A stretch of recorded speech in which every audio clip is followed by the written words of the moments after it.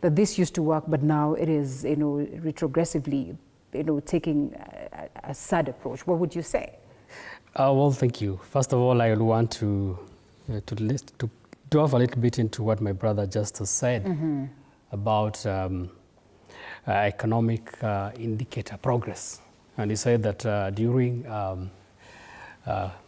independence time, our fertility rate was 10%, and now it is 2.3. That basically means we are doing bad. If fertility was an indicator of progress, Africa will be the most progressive. Because then we... Oh, yeah, because they're very fertile. So I don't think that will be anything that we need to bring here, because that is not fertility. In fact, if you go to all progressive countries, fertility is dwindling. And I think there's a relationship between fertility and economic growth, and even including in our families. If you find families that are that are affluent, their fertility rate is down. And I think that is something that we do not need to debate.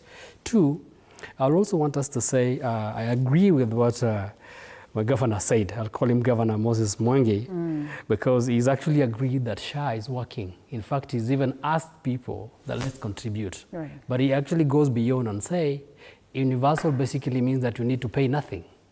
In this world, there's nothing for free. Okay. Obama started what we call Obamacare. If we want to have free things, we need to contribute to it.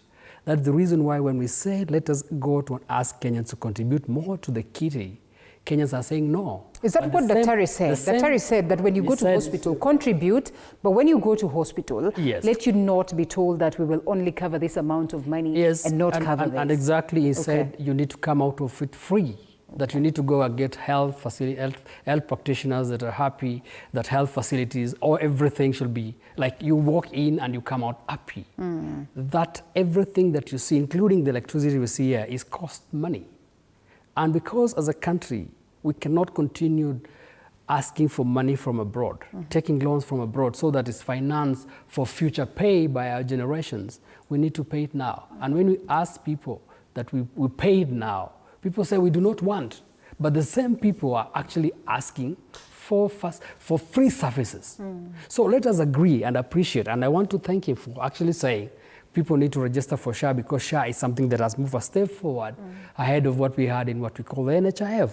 So that is an admission that is very good for us. The only thing is, can we now continue improving? And one of the ways of improving is not the political, like he says.